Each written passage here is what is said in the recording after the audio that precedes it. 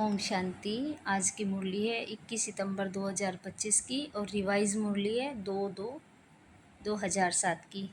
तो आज की मुरली में बाबा ना ज्ञान से प्राप्ति की हुई आत्माओं की निशानी बता रही हैं कि वो आत्माएं हाईएस्ट होगी जो ज्ञान ले रही है, होलीएस्ट होगी, रिचेस्ट होगी। पूरे कल्प के अंदर सबसे पवित्र आत्माएं और ऊंची से ऊंची आत्माएं और सबसे धनवान संपन्न आत्माएं होंगी। आज की मुरली यही है, जो ज्ञान से प्राप्ति कर रही है उन आत्माओं की निशानी है। आज विश्व परिवर्तक बाप दादा अपने साथी बच्चों से मिलने आए। बाबा किन से मिलने आए? जो विश्व परिवर्तन में भगवान के साथी बने उन बच्चों से मिलने आए हैं। हर एक बच्चे के मस्तक में 3 परमात्म विशेष प्राप्तियां देख रहे हैं। एक है होलीएस्ट, दूसरी है हाईएस्ट और तीसरी है रिचेस्ट। इस ज्ञान का फाउंडेशन ही है होली अर्थात पवित्र बनना। इस ज्ञान की नींव है पवित्रता। तो हर एक बच्चा होलीएस्ट है। पवित्रता सिर्फ ब्रह्मचर्य नहीं, लेकिन मन, वाणी, कर्म, संबंध, संपर्क में पवित्रता। बाबा ने पवित्रता की बहुत ही गहरी परिभाषा बताई है कि मन, वाणी, कर्म और जिनसे भी मिलते हैं वहाँ भी हमारी पवित्रता होनी चाहिए, यानी संकल्प मात्र भी है पवित्रता ना हो। तो आप देखो, आप परमात्म ब्राह्मण आत्माएं आदि मध्य अंत तीनों ही काल में होलीएस्ट रहती हो। पहले पहले आत्मा जब परम धाम में रहती है तो वहाँ भी होलीएस्ट हो, और फिर जब आदि में आती हो तो आदि काल में देवता रूप में होलीएस्ट आत्मा रही। पहले परम धाम में ऊंची आत्माएं, पवित्र आत्माएं, फिर देवता रूप में भी पवित्र आत्माएं। होलीएस्ट अर्थात पवित्र आत्मा की विशेषता है प्रवृत्ति में रहते संपूर्ण पवित्र रहना। जो साधु सन्यासी हैं वो तो छोड़ करके चले जाते हैं, परमात्मा को याद करते हैं, लेकिन बाबा के बच्चे घर गृहस्थ में रहते भी संपूर्ण पवित्र रहना, ये विशेषता है इस ज्ञान की। और भी पवित्र बनते हैं, लेकिन आपकी पवित्रता की विशेषता है स्वपन मात्र भी है पवित्रता, मन बुद्धि में टच नहीं करे, यानी हमारी मन और बुद्धि एकदम पवित्र हो जाए बाबा के ज्ञान से। सतयुग में आत्मा भी पवित्र बनती है और शरीर भी आपका पवित्र बनता है। आत्मा और शरीर दोनों की पवित्रता जो देव आत्मा रूप में रहती है वह श्रेष्ठ पवित्रता है। जैसे होलीएस्ट बनती हो इतना ही हाईएस्ट भी बनती हो। जितनी आत्मा पवित्र बनेगी उतनी ऊंची बनेगी। सबसे ऊंचे ते ऊंचे ब्राह्मण आत्माएं और ऊंचे ते ऊंचे बाप के बच्चे हो। आदि में परम धाम में भी हाईएस्ट अर्थात बाप के साथ रहते हो। मध्य में पूज्य आत्माएं बनते हो।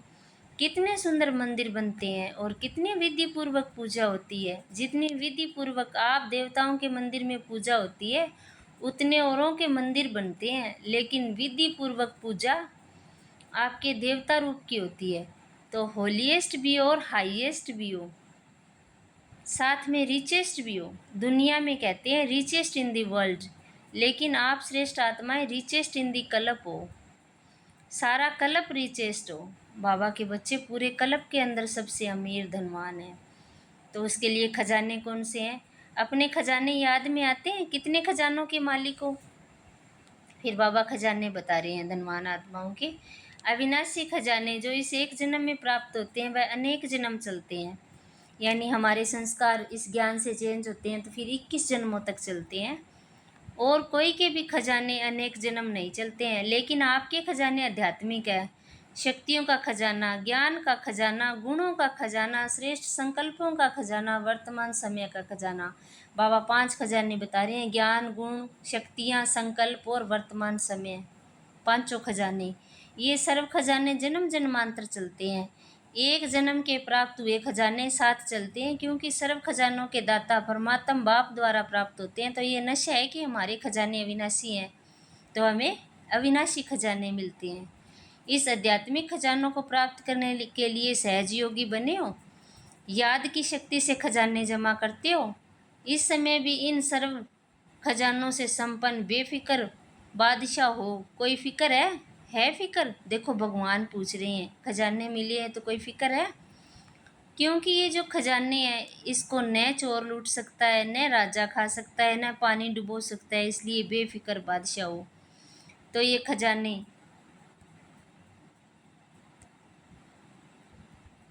सदा याद में रहते हैं, और याद भी सहज क्यों है? क्योंकि सबसे ज़्यादा याद का आधार होता है एक संबंध और दूसरा प्राप्ति।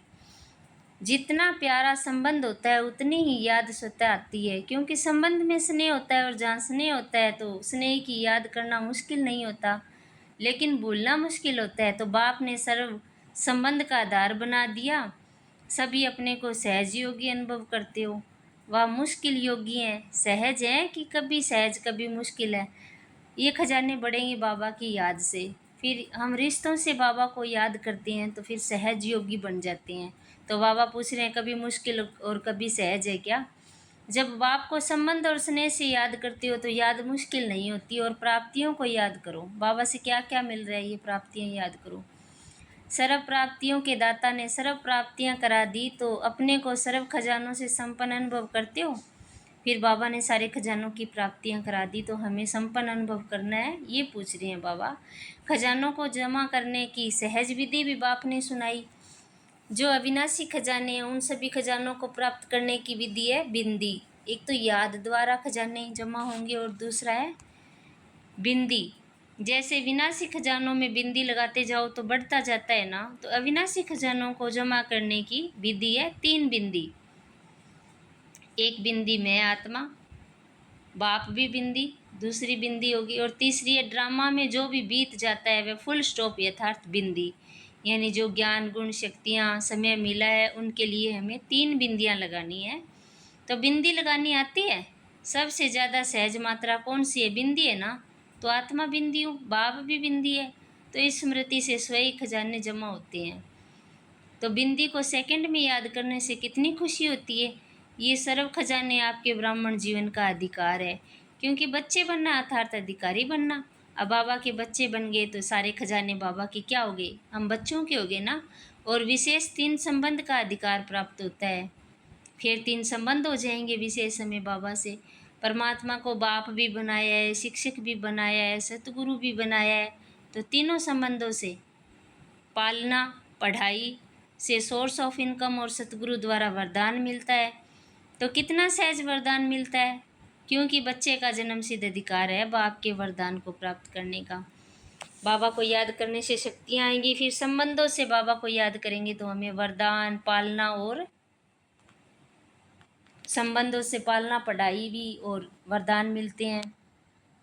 बाप दादा हर बच्चे का जमा का खाता चेक करते हैं। फिर बाबा हमारा जमा का खाता चेक कर रहे हैं। आप सभी भी अपने हर समय का खाता चेक करो, जमा हुआ व नहीं हुआ। इसकी विधि है जो भी कर्म किया उस कर्म में स्वयं भी संतुष्ट और जिसके साथ कर्म किया वह भी संतुष्ट। अगर दोनों में संतुष्टता है तो समझो कर्म का खाता जमा हुआ। अगर स्वयं में वह जिससे संबंध है उसमें संतुष्टता नहीं आई तो जमा नहीं हुआ। बाबा ने हमें इतना ऊंचा और ये बनाया है, ज्ञान से बनाया है। फिर वो खजाने जमा करने हैं बाबा की याद से होंगे। और फिर अगर खजाने जमा करना है तो उनकी निशानी होगी कि हम भी संतुष्ट हैं और जो हमारे संबंध है साथ है, जिनके हम साथ रहते हैं, वो भी संतुष्ट होंगे तो जमा होगी। तो बाप दादा सभी बच्चों को समय की भी सूचना देते हैं। फिर बाबा इस संगम युग की बात बता रहे हैं कि अब ये टाइम है जमा करने का। ये वर्तमान समय सारे कल्प में श्रेष्ठ से श्रेष्ठ समय है, क्योंकि ये संगम ही श्रेष्ठ कर्मों के बीज बोने का समय है, प्रत्यक्ष फल प्राप्त करने का समय है। इस संगम समय में एक एक सेकंड श्रेष्ठ से श्रेष्ठ है। सभी एक सेकंड में अशरीरी स्थिति में स्थित हो सकते हो। बाप दादा ने सहज विधि सुनाई कि निरंतर याद के लिए एक विधि बनाओ। फिर बाबा याद के लिए एक विधि बता रहे हैं। सारे दिन में 2 शब्द बोलते हो तो अनेक बार बोलते हो, वह 2 शब्द है मैं और मेरा। जब मैं शब्द बोलते हो तो बाप ने परिचय दे दिया है कि मैं आत्मा हूँ। बाबा को याद करने की विधियाँ बता रहे हैं बाबा, मैं आत्मा हूँ।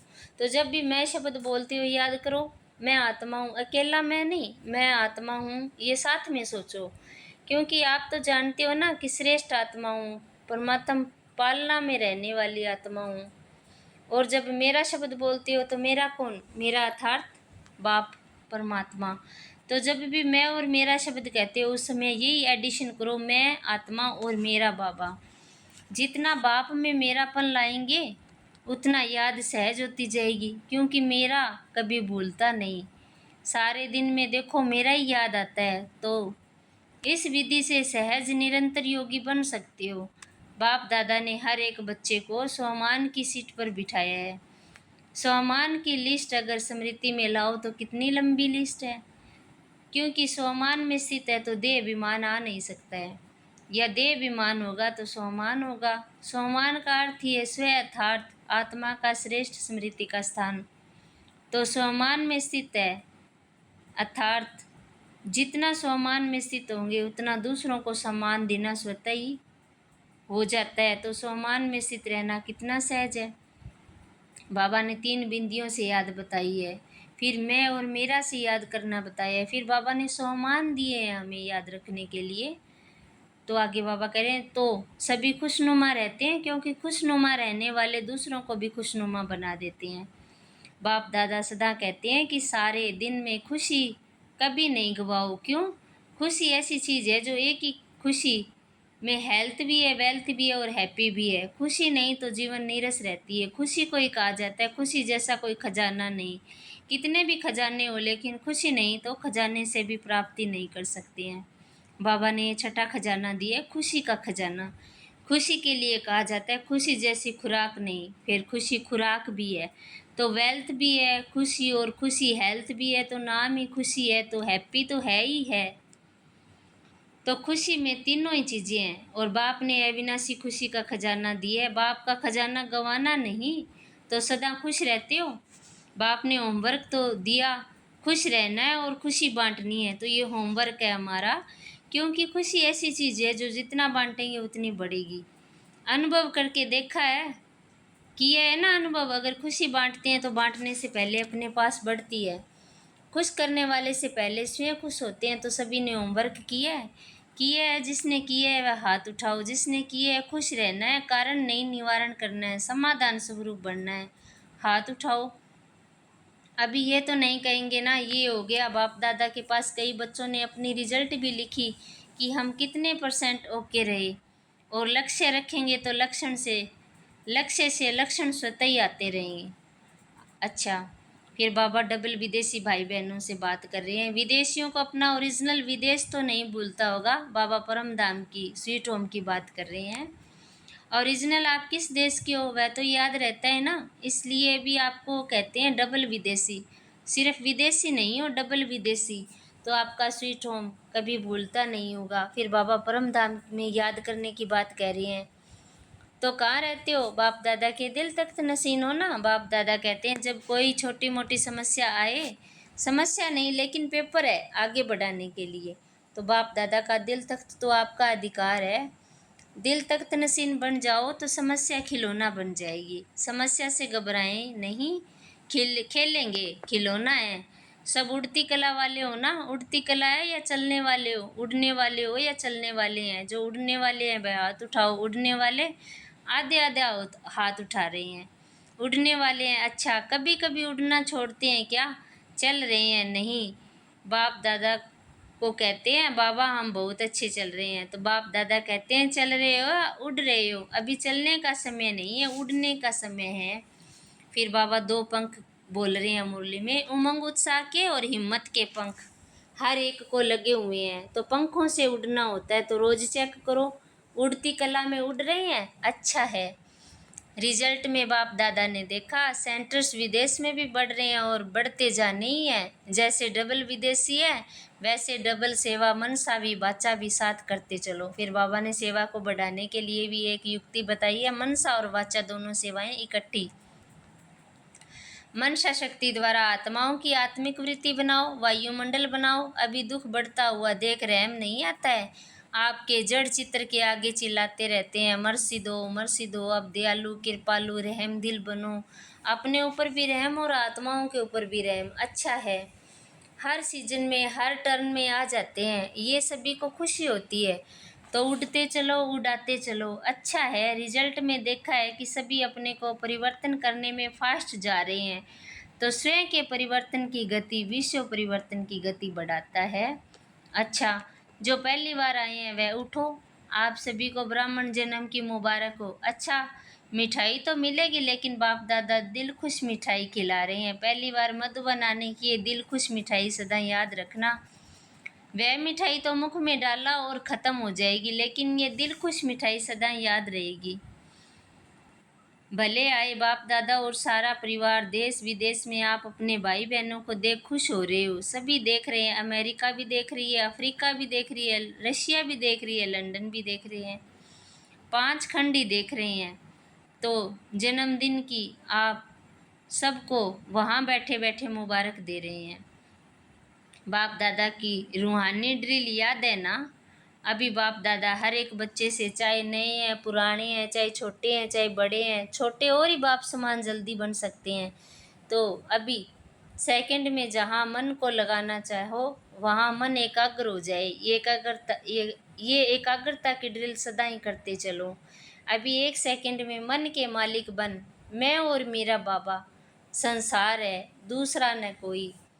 इस एकाग्र स्मृति में स्थित हो जाओ। अच्छा, चारों ओर के सर्व तीव्र पुरुषार्थी बच्चों को, सदा उमंग उत्साह के पंखों से उड़ती कला के अनुभवी मूर्त बच्चों को, सदा अपने सम्मान की सीट पर सेट रहने वाले बच्चों को, सदा रहमदिल बन विश्व की आत्माओं को मनसा शक्ति द्वारा कुछ न कुछ अंजलि सुख शांति देने वाले दयालु कृपालु बच्चों को, सदा बाप के स्नेह में समाये हुए दिल तख्त नसीन बच्चों को बाप दादा का याद, प्यार और नमस्ते।